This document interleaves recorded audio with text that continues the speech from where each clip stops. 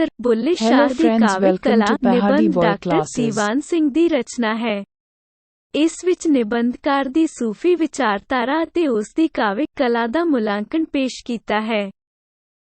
ਇੱਕ ਆਲੋਚਕ ਨੇ ਕਿਹਾ ਹੈ ਕਿ ਮੋਹਨ ਸਿੰਘ ਦੇ ਵਿਚਾਰ ਉੱਚੇ ਹਨ, ਭਾਵ ਉਚੇਰੇ ਹਨ ਅਤੇ ਕਲਾ ਹੋਰ ਵੀ ਉਚੇਰੀ ਹੈ। ਲੇਖਕ ਦਾ ਵਿਚਾਰ ਹੈ ਕਿ ਇਹ ਗੱਲ ਮੋਹਨ ਸਿੰਘ ਨਾਲੋਂ ਬੁੱਲੇ ਸ਼ਾਹ ਉੱਤੇ ਵਧੇਰੇ ਢੁੱਕਦੀ ਹੈ। ਕਈ ਆਲੋਚਕਾਂ ਨੇ ਬੁੱਲੇ ਸ਼ਾਹ ਦੇ ਸੂਫੀਪਨ ਦੀ ਬਹੁਤੀ ਵਡਿਆਈ ਕੀਤੀ ਹੈ, ਪਰ ਉਸ ਦੀ ਕਾਵਿ ਕਲਾ ਵੱਲ ਬਹੁਤਾ ਧਿਆਨ ਨਹੀਂ ਦਿੱਤਾ। ਲੇਖਕ ਕਹਿੰਦਾ ਹੈ ਕਿ ਅਸਲ ਵਿੱਚ ਬੁੱਲੇ ਸ਼ਾਹ ਇੱਕ ਸੂਫੀ ਨਾਲੋਂ ਵਧੇਰੇ ਕਵੀ ਹੈ ਤੇ ਕਵੀ ਨਾਲੋਂ ਵਧੇਰੇ ਉਹ ਕਲਾਕਾਰ ਹੈ। ਮੁਹੰਮਦ ਸਰਵਰ ਉਸ ਨੂੰ ਇੱਕ ਕਾਮਲ ਫਨਕਾਰ ਮੰਨਦਾ ਹੈ। ਬੁੱਲੇ ਸ਼ਾਹ ਦੇ ਕਵੀ ਤੱਤ ਨਾਲੋਂ ਉਸ ਦੇ ਸੂਫੀ ਤੱਤ ਨੂੰ ਵਡਿਆਉਣ ਦੀ ਗੱਲ ਡਾਕਟਰ ਲਾਜਵੰਤੀ ਨੇ ਕੀਤੀ ਹੈ। ਉਹ ਬੁੱਲੇ ਸ਼ਾਹ ਨੂੰ ਸੰਸਾਰ ਦੇ ਪ੍ਰਸਿੱਧ ਸੂਫੀ ਕਵੀਆਂ ਵਿੱਚ ਅਤੇ ਪੰਜਾਬ ਦੇ ਸਭ ਤੋਂ ਵੱਡੇ ਰਹੱਸਵਾਦੀਆਂ ਵਿੱਚ ਗਿਣਦੀ ਹੈ, ਪਰ ਇਹ ਗੱਲ ਠੀਕ ਨਹੀਂ। ਬੁੱਲੇ ਸ਼ਾਹ ਦਾ ਸਫੀ ਅਨੁਭਵ ਰੂਮੀ ਤੇ ਸ਼ਮਸ ਤਬਰੇਜ਼ ਦੇ ਮੁਕਾਬਲੇ ਸਧਾਰਨ ਹੈ। ਉਹ ਪੰਜਾਬ ਦੇ ਹੋਰਨਾਂ ਸੂਫੀਆਂ ਦਾਤਾ ਗੰਜ ਬਖਸ਼ ਹੁਜਵੀਰੀ, ਸ਼ੇਖ ਫਰੀਦ, ਸ਼ੇਖ ਬਹਾਉਦੀਨ ਜ਼ਕਰੀਆ, ਸ਼ੇਖ ਬੋਲੀ ਕਲੰਦਰ, ਗੁਲਾਮ ਮੁਹੀਉਦੀਨ ਅਬਦੁਲ ਕਾਦਰ ਜੀਲਾਨੀ, ਸ਼ਾਹ ਇਨਾਇਤ, ਸਾਈਂ ਮੀਆਂ ਮੀਰ ਤੇ ਸਰਮਦ ਨੂੰ ਨਹੀਂ ਪਹੁੰਚਦਾ। ਉਸ ਨਾਲ ਤਾਂ ਸ਼ਾਹ ਹੁਸੈਨ ਦੀ ਫਕੀਰੀ ਦੀ ਬਜ਼ੁਰਗੀ ਤੇ ਮਾਨਤਾ ਕਿਤੇ ਵੱਧ ਸੀ। ਡਾਕਟਰ ਮੋਹਨ ਸਿੰਘ ਦੀਵਾਨਾ ਨੂੰ ਤਾਂ ਬੁੱਲੇ ਸ਼ਾਹ ਦੀ ਕਾਵਿ ਪ੍ਰਸਿੱਧੀ ਉੱਤੇ ਵੀ ਸ਼ੱਕ ਹੈ। ਉਸ ਦਾ ਵਿਚਾਰ ਹੈ ਕਿ ਬੁੱਲੇ ਸ਼ਾਹ ਨੂੰ ਲੋਕਾਂ ਦੀ ਵਾਹ ਸੰਯੋਗ ਵਸ ਹੀ ਮਿਲ ਗਈ, ਜਿਸ ਦਾ ਉਹ ਇੰਨਾ ਹੱਕਦਾਰ ਨਹੀਂ ਸੀ। ਅਸਲ ਵਿੱਚ ਬੁੱਲੇ ਸ਼ਾਹ ਦੀ ਸਾਰੀ ਵਿਸ਼ੇਸ਼ਤਾ ਉਸਦੇ ਇੱਕ ਮਹਾਨ ਕਵੀ ਤੇ ਕਾਵਿ ਕਲਾਕਾਰ ਹੋਣ ਕਰਕੇ ਹੈ, ਫਕੀਰੀ ਜਾਂ ਪੀਰੀ ਮੁਰੀਦੀ ਕਰਕੇ ਨਹੀਂ। ਬੁੱਲੇ ਸ਼ਾਹ ਕਾਦਰੀ ਸਤਰੀ ਸਿਲਸਿਲੇ ਦਾ ਸੂਫੀ ਸੀ ਅਤੇ ਉਹ ਸ਼ਾਹ ਇਨਾਇਤ ਕਾਦਰੀ ਲਾਹੌਰੀ ਦਾ ਸ਼ਾਗਿਰਦ ਸੀ। ਕਾਦਰੀ ਸਿਲਸਿਲੇ ਦਾ ਮੋਢੀ ਪ੍ਰਸਿੱਧ ਫਕੀਰ ਸ਼ੇਖ ਅਬਦੁਲ ਕਾਦਰ ਜੀਲਾਨੀ ਸੀ। ਬੁੱਲੇ ਸ਼ਾਹ ਦੀਆਂ ਕਾਫੀਆਂ ਵਿੱਚ ਇਸ ਮਹਾਨ ਮੋਢੀ ਸੂਫੀ ਫਕੀਰ ਅਤੇ ਆਪਣੇ ਮੁਰਸ਼ਦ ਸ਼ਾਹ ਇਨਾਇਤ ਦੀ ਪ੍ਰਸ਼ੰਸਾ ਵਿੱਚ ਲਿਖੀਆਂ ਬਹੁਤ ਸਾਰੀਆਂ ਕਾਫੀਆਂ ਮਿਲਦੀਆਂ ਹਨ। ਬੁੱਲੇ ਸ਼ਾਹ ਨੇ ਕਸੂਰ ਵਿੱਚ ਰਹਿ ਕੇ ਕੁਰਾਨ, ਹਦੀਸ, ਫਿਕਾ, ਅਰਬੀ, ਫਾਰਸੀ, ਸੂਫੀਵਾਦ, ਤਸੱਵੁਫ, ਇਸਲਾਮੀ ਧਾਰਮਿਕ ਇਤਿਹਾਸ, ਮਿਥਿਹਾਸ ਆਦਿ ਦਾ ਡੂੰਘਾ ਤੇ ਵਿਸ਼ਾਲ ਗਿਆਨ ਪ੍ਰਾਪਤ ਕੀਤਾ। ਇਸ ਤੋਂ ਇਲਾਵਾ ਉਸਨੇ ਵੇਦਾਂਤ ਤੇ ਗੁਰਮਤਿ ਬਾਰੇ ਵੀ ਭਰਪੂਰ ਜਾਣਕਾਰੀ ਪ੍ਰਾਪਤ ਕਰ ਲਈ। ਡਾਕਟਰ ਦੀਵਾਨ ਸਿੰਘ ਅਨੁਸਾਰ ਉਸ ਦਾ ਕਿਸੇ ਸਾਧੂ ਦਰਸ਼ਨੀ ਨਾਥ ਨਾਲ ਵੀ ਯਾਰਾਨਾ ਸੀ ਤੇ ਉਹ ਉਸ ਉੱਤੇ ਗੁਰਮਤਿ ਦਾ ਪ੍ਰਭਾਵ ਵੀ ਸਵੀਕਾਰ ਕਰਦਾ ਹੈ। ਬੁੱਲੇ ਸ਼ਾਹ ਦੇ ਕਾਵਿ ਅਨੁਭਵ ਵਿੱਚ ਜਿੱਥੇ ਇਲਮੀ ਕਮਾਲ ਦਾ ਕਾਫੀ ਅੰਸ਼ ਹੈ, ਉੱਥੇ ਸਭ ਤੋਂ ਵੱਡਾ ਪ੍ਰਭਾਵ ਵੇਦਾਂਤ ਦੇ ਸਿਧਾਂਤ ਸਰਬ ਬ੍ਰਹਮ ਹਮਾਉਸ ਦਾ ਵੀ ਹੈ। ਮੁਹੰਮਦ ਸਰਵਰ ਦਾ ਕਥਨ ਹੈ ਕਿ ਗੁਰੂ ਨਾਨਕ ਸਾਹਿਬ ਦੇ ਵਹਿਦਤ ਰੱਬੀ ਏਕਤਾ ਬਾਰੇ ਗਾਏ ਗੀਤ ਦੀ ਗੂੰਜ 2 ਸਦੀਆਂ ਮਗਰੋਂ ਬੁੱਲੇ ਸ਼ਾਹ ਦੀ ਕਵਿਤਾ ਵਿੱਚੋਂ ਸੁਣਾਈ ਦਿੰਦੀ ਹੈ। ਇਸ ਕਰਕੇ ਉਹ ਲੋਕਾਂ ਵਿੱਚ ਬਹੁਤ ਹਰਮਨ ਪਿਆਰਾ ਹੋ ਗਿਆ। ਵੇਦਾਂਤੀ ਵਿਚਾਰਾਂ ਦੇ ਪ੍ਰਗਟਾ ਨੇ ਬੁੱਲੇ ਸ਼ਾਹ ਦੀ ਕਵਿਤਾ ਨੂੰ ਬਹੁਤ ਚਮਕਾਇਆ। ਮੁਹੰਮਦ ਸਰਵਰ ਦੇ ਸ਼ਬਦਾਂ ਵਿੱਚ ਬੁੱਲੇ ਸ਼ਾਹ ਨੇ ਵਿਆਹ ਨਹੀਂ ਸੀ ਕੀਤਾ ਤੇ ਸਾਰੀ ਉਮਰ ਹਮਾਉਸਤ ਦੇ ਨਗਮੇ ਅਲਾਪਦਿਆਂ ਗੁਜ਼ਾਰੀ। ਬੁੱਲੇ ਸ਼ਾਹ ਦਾ ਸੂਫੀ ਰਹੱਸਵਾਦੀ ਅਨੁਭਵ ਸ਼ੇਖ ਫਰੀਦ, ਸ਼ਾਹ ਹੁਸੈਨ, ਸ਼ਾਹ ਇਨਾਇਤ ਤੇ ਸਰਮਦ ਆਦਿ ਫਕੀਰਾਂ ਦੇ ਪੱਧਰ ਦਾ ਨਹੀਂ ਸੀ। ਉਸ ਦੀ ਮਸਤੀ ਉਨੀ ਸੂਫੀ ਮਸਤੀ ਨਹੀਂ, ਜਿੰਨੀ ਕਾਵਿ ਹੁਲਾਰੇ ਦੀ ਮਸਤੀ ਹੈ। ਉਸਨੇ ਆਪਣੇ ਇਸਲਾਮੀ ਤੇ ਵੇਦਾਂਤਕ ਬੌਧਿਕ ਗਿਆਨ ਨੂੰ ਆਪਣੀ ਕਵਿਤਾ ਵਿੱਚ ਭਾਵੁਕ ਤੇ ਰੌਚਕ ਢੰਗ ਨਾਲ ਵਰਤ ਕੇ ਚੰਗੀ ਵਾਹ ਖੱਟੀ।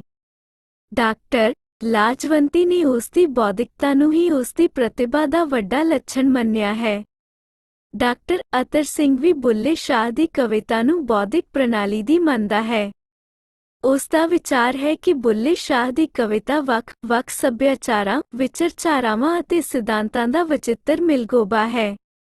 ਜਿਸ ਵਿਚਾਰ ਤੱਤ ਨੇ ਈਰਾਨ ਦੇ ਕਰਾਮਤੀ ਸੂਫੀ ਮਨਸੂਰ ਨੂੰ ਹੋਰ ਸੂਫੀਆਂ ਨਾਲੋਂ ਨਿਖੇੜਿਆ, ਉਹੀ ਭਾਰਤੀ ਸਰੋਤ ਵਾਲਾ ਵਿਚਾਰ ਤੱਤ ਬੁੱਲੇ ਸ਼ਾਹ ਨੂੰ ਬਾਕੀ ਪੰਜਾਬੀ ਸੂਫੀਆਂ ਨਾਲੋਂ ਨਿਖੇੜਦਾ ਹੈ।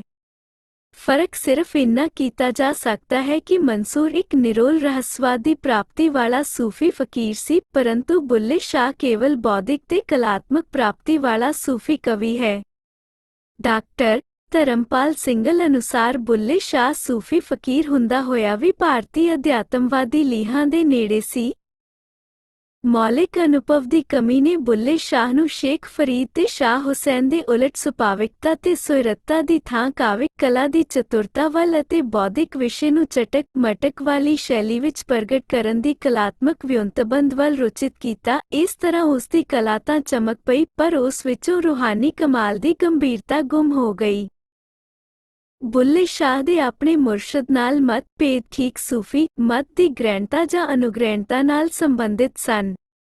ਸ਼ੇਖ ਫਰੀਦ ਨੇ ਵੀ ਸ਼ਰੀਅਤ ਦੀ ਉਲੰਘਣਾ ਦਾ ਦੋਸ਼ ਆਪਣੇ ਸਿਰ ਲਿਆ ਸੀ। ਸ਼ਾਹ ਹੁਸੈਨ ਸ਼ਰੀਅਤ ਦੀ ਹੋਰ ਵੀ ਵਧੇਰੇ ਉਲੰਘਣਾ ਕਰਦਾ ਸੀ, ਪਰ ਉਹ ਆਪਣੇ ਵਿਚਾਰ ਆਪਣੀ ਕਾਵਿਕ ਸ਼ੈਲੀ ਵਿੱਚ ਸੰਭਲ ਕੇ ਤੇ ਸੁਚੇਤ ਹੋ ਕੇ ਪੇਸ਼ ਕਰਦਾ ਸੀ। ਬੁੱਲਾ ਸ਼ਰੀਅਤ ਦੀ ਭੰਡੀ ਤੇ ਨਿਖੇਧੀ ਨੂੰ ਆਪਣੀ ਕਵਿਤਾ ਦੀ ਦੁਕਾਨ ਦੀ ਰੌਣਕ ਵਧਾਉਣ ਲਈ ਵਰਤਦਾ ਹੈ। ਲੋਕਾਂ ਨੂੰ ਨਿੰਦਾ ਤੇ ਭੰਡੀ ਚੰਗੀ ਲੱਗਦੀ ਹੈ, ਇਸ ਕਰਕੇ ਬੁੱਲੇ ਦੀ ਸਰਾਂ ਦੀ ਨਿਖੇਧੀ ਤੇ ਭੰਡੀ ਵਾਲੀ ਕਵਿਤਾ ਲੋਕਾਂ ਵਿੱਚ ਪ੍ਰਵਾਨਿਤ ਹੋਈ। ਜਦੋਂ ਅਸੀਂ ਬੁੱਲੇ ਸ਼ਾਹ ਦੀ ਕਾਵਿਕ ਕਲਾ ਦੀ ਵਚਿੱਤਰਤਾ ਦਾ ਅਧਿਐਨ ਕਰਦੇ ਹਾਂ ਤਾਂ ਸਾਡਾ ਧਿਆਨ ਡਾਕਟਰ ਮੋਹਨ ਸਿੰਘ ਦੀਵਾਨਾ ਦੇ ਕਥਨ ਵੱਲ ਜਾਂਦਾ ਹੈ, ਜਿਸ ਵਿੱਚ ਉਸਨੇ ਕਿਹਾ ਸੀ ਕਿ ਸ਼ੇਖ ਫਰੀਦ ਪਹਿਲੇ ਪੜਾਅ ਦਾ ਕਵੀ ਹੈ। ਇਸ ਤੋਂ ਇਹ ਗੱਲ ਅਸਿੱਧੇ ਤੌਰ ਤੇ ਸਿੱਧ ਹੁੰਦੀ ਹੈ ਕਿ ਸ਼ਾਹ ਹੁਸੈਨ ਕਿਸੇ ਹੱਦ ਤੱਕ, ਪਰ ਬੁੱਲੇ ਸ਼ਾਹ ਦੂਜੇ ਪੜਾਅ ਦਾ ਕਵੀ ਸੀ। ਪਹਿਲੇ ਪੜਾਅ ਨੂੰ ਸਨਾਤਨੀ ਸੰਪਰਦਾਇ ਤੇ ਦੂਜੇ ਨੂੰ ਅਦਵੈਤਵਾਦੀ ਜਾਂ ਵੇਦਾਂਤੀ ਸੰਪਰਦਾਇ ਕਿਹਾ ਜਾ ਸਕਦਾ ਹੈ। ਅਸਲ ਵਿੱਚ ਇਹਨਾਂ ਪੜਾਵਾਂ ਦਾ ਇੰਨਾ ਅੰਤਰ ਵਿਸ਼ੇ ਦੇ ਪੱਖੋਂ ਨਹੀਂ, ਜਿੰਨਾ ਕਾਵਿਕ ਕਲਾ ਦੇ ਪੱਖ ਤੋਂ ਹੈ। ਜਿੱਥੇ ਦੂਜੇ ਪੜਾਅ ਦਾ ਕਵੀ ਬੁੱਲੇ ਸ਼ਾਹ ਨਿਸੰਗ ਹੋ ਕੇ ਦਲੇਰੀ ਨਾਲ ਤੇ ਚਮਕ ਕੇ ਗੱਲ ਕਰਦਾ ਹੈ, ਉੱਥੇ ਪਹਿਲੇ ਪੜਾਅ ਦਾ ਕਵੀ ਸ਼ੇਖ ਫਰੀਦ ਸੰਕੋਚ ਨਾਲ ਤੇ ਸੰਭਲ ਕੇ ਜ਼ਿੰਦਗੀ ਦੇ ਅਹਿਸਾਸ ਨਾਲ ਗੱਲ ਕਰਦਾ ਹੈ। ਬੁੱਲੇ ਦੇ ਕਹਿਣ ਢੰਗ ਵਿੱਚ ਸ਼ੈਲੀ ਜਾਂ ਕਾਵਿਕ ਕਲਾ ਵਿੱਚ ਬੇਹੱਦ ਦਲੇਰੀ ਤੇ ਵੰਗਾਰ ਹੈ। ਉਹ ਇੱਕ ਸਿਰਲੱਥ ਕਵੀ ਹੈ। ਇਹ ਸੰਯੋਗ ਦੀ ਗੱਲ ਹੈ ਕਿ ਬੁੱਲੇ ਸ਼ਾਹ ਦੇ ਸਮਕਾਲੀ ਹਾਲਾਤ ਉਸ ਦੀ ਦਲੇਰੀ ਤੇ ਬਗਾਵਤ ਦੇ ਅਨੁਕੂਲ ਸਨ। ਇਹ ਦਲੇਰੀ, ਜੋ ਵਿਦਰੋਹ ਦੇ ਪੱਧਰ ਦੀ ਹੈ, ਉਸ ਦੀ ਕਾਵਿਕ ਕਲਾ ਦਾ ਪ੍ਰਮੁੱਖ ਲੱਛਣ ਹੈ। ਇਸ ਤਰ੍ਹਾਂ ਜਾਪਦਾ ਹੈ ਕਿ ਸਿੱਖ ਮਤ ਦੇ ਰਾਜਸੀ ਅੰਦੋਲਨ ਦਾ ਵੀ ਬੁੱਲੇ ਸ਼ਾਹ ਉੱਤੇ ਪ੍ਰਭਾਵ ਪਿਆ। ਬੁੱਲੇ ਦੀ ਕਵਿਤਾ ਦਾ ਦੂਜਾ ਲੱਛਣ ਹੈ ਦਰਦ ਭਰੇ ਸੁਰ ਅਲਾਪਣਾ। ਬੁੱਲਾ ਮੁਰਸ਼ਦ ਦੇ ਬਿਰਹਾ ਵਿੱਚ ਫਸ ਕੇ ਇੰਨਾ ਦੁਖੀ ਹੋਇਆ, ਬਿਬਲ ਹੋਇਆ, ਤੜਫਿਆ ਤੇ ਰੋਇਆ ਕੁਰਲਾਇਆ ਕਿ ਉਸ ਦੀਆਂ ਵਿਸ਼ਾਦ ਭਰੀਆਂ ਕਾਫੀਆਂ ਭਾਵਾਂ ਦੇ ਜ਼ੋਰ ਦੇ ਹੜ ਵਿੱਚ ਹੱਦਾਂ ਬੰਨੇ ਟੱਪ ਗਈਆਂ ਤੇ ਕਲਾ ਸਿਖਰਾਂ ਛੋਹਣ ਲੱਗੀ। ਮੂੰਹ ਆਈ ਬਾਤ ਨਾ ਰਹਿੰਦੀ ਏ, ਹੁਣ ਬਸ ਕਰ ਜੀ, ਹੁਣ ਬਸ ਕਰ ਜੀ, ਵਤ ਨਾ ਕਰਸਾਂ ਮਾਨ ਰੋਜੇ ਦੇ ਯਾਰ ਦਾ ਵੇ ਅੜਿਆ ਆਦਿ ਕਾਫੀਆਂ ਅਜਿਹੇ ਦਰਦ ਨਾਲ ਹੀ ਭਰੀਆਂ ਹੋਈਆਂ ਹਨ। ਉਸ ਦੀ ਕਵਿਤਾ ਦਾ ਤੀਜਾ ਵੱਡਾ ਲੱਛਣ ਇਹ ਹੈ ਕਿ ਉਸਨੇ ਵੇਦਾਂਤ ਹਮਾਉਸ ਤੇ ਮਸਲੇ ਬਹੁਤ ਸੌਖੀ ਭਾਸ਼ਾ ਵਿੱਚ ਖੋਲ ਦਿੱਤੇ ਤੇ ਉਹ ਲੋਕਾਂ ਦੇ ਨੇੜੇ ਹੋ ਗਿਆ। ਬੁੱਲਿਆ ਕੀ ਜਾਣਾ ਮੈਂ ਕੌਣ, ਮੇਰੀ ਬੁੱਕਲ ਦੇ ਵਿੱਚ ਚੋਰ, ਇੱਕ ਨੁਕਤੇ ਵਿੱਚ ਗੱਲ ਮੁੱਕਦੀ ਏ ਅਤੇ ਟੁਕ ਬੂਝ ਕੌਣ ਛੁਪਾਇਆ ਏ ਆਦਿ ਅਜਿਹੀਆਂ ਹੀ ਕਾਫੀਆਂ ਹਨ। ਬੁੱਲੇ ਦੀ ਕਵਿਤਾ ਦਾ ਚੌਥਾ ਲੱਛਣ ਉਸ ਦਾ ਪ੍ਰਤੀਕਵਾਦ ਹੈ, ਜਿਸ ਨੂੰ ਡਾਕਟਰ ਸਿੰਗਲ ਨੇ ਪ੍ਰਤੀਬਿੰਬਵਾਦ ਕਿਹਾ ਹੈ। ਉਸ ਦਾ ਮੁੱਖ ਪ੍ਰਤੀਕ ਰਾਂਝਾ ਹੈ ਤੇ ਦੂਜਾ ਵੱਡਾ ਪ੍ਰਤੀਕ ਹੈ ਕਾਨ ਬਿੰਦਰਾਬਨ ਦਾ। ਬਾਕੀ ਪ੍ਰਤੀਕ ਸ਼ਾਹ ਹੁਸੈਨ ਵਾਲੇ ਚਰਖਾ, ਕਤਨ ਤੇ ਦਾਜ ਆਦਿ ਹੀ ਹਨ। ਉਸ ਦੀ ਕਵਿਤਾ ਦਾ ਪੰਜਵਾਂ ਲੱਛਣ ਅਲੰਕਾਰਾਂ ਦੀ ਖੁੱਲ੍ਹੀ ਵਰਤੋਂ ਹੈ, ਖਾਸ ਕਰ ਉਪਮਾ ਅਲੰਕਾਰਾਂ ਦੀ। ਫਿਰ ਉਸ ਦੀ ਕਾਵਿ ਸ਼ੈਲੀ ਰੂਪਕ ਪ੍ਰਧਾਨ ਹੈ। ਜਰਾ ਵੇਖੋ, ਇਰਾਕੀਆਂ ਨੂੰ ਚਾਬਕ ਪੈਂਦੇ ਕਦੋਂ ਖੁਦ ਖਵਾਏ, ਕਾਉਨ ਲਗਰਾਂ ਨੂੰ ਮਾਰਨ ਲੱਗੇ ਚਿੜੀਆਂ ਜ਼ੁਰਗੇ ਖਾਏ। ਬੋਲੀ ਦੀ ਸਰਲਤਾ, ਸਾਦਗੀ ਤੇ ਠੇਠਤਾ ਵਿੱਚ ਬੁੱਲੇ ਸ਼ਾਹ ਦਾ ਮੁਕਾਬਲਾ ਨਹੀਂ। ਡਾਕਟਰ ਦੀਵਾਨਾ ਅਨੁਸਾਰ ਉਸ ਉੱਤੇ ਲਹਿੰਦੀ ਮੁਲਤਾਨੀ ਦਾ ਪ੍ਰਭਾਵ ਵੀ ਹੈ। ਬੋਲੀ ਦਾ ਰਸ ਉਸ ਦੀ ਕਵਿਤਾ ਦਾ 6ਵਾਂ ਗੁਣ ਹੈ। ਕਈ ਕਾਫੀਆਂ ਦੀ ਭਾਸ਼ਾ ਦੀ ਸਰਲਤਾ ਵਿੱਚ ਵਾਰਿਸ ਸ਼ਾਹ ਤੇ ਸ਼ਾਹ ਮੁਹੰਮਦ ਤੋਂ ਬਿਨਾਂ ਹੋਰ ਕੋਈ ਕਵੀ ਉਸ ਦਾ ਮੁਕਾਬਲਾ ਨਹੀਂ ਕਰ ਸਕਦਾ। ਇਸ ਵਿਚਾਰ ਦੇ ਆਧਾਰ ਤੇ ਕਿਹਾ ਜਾ ਸਕਦਾ ਹੈ ਕਿ ਬੁੱਲੇ ਸ਼ਾਹ ਇੱਕ ਸੂਫੀ ਨਾਲੋਂ ਕਵੀ ਵਧੇਰੇ ਹੈ ਅਤੇ ਕਵੀ ਨਾਲੋਂ ਉਹ ਕਲਾਕਾਰ ਵਧੇਰ ਹੈ।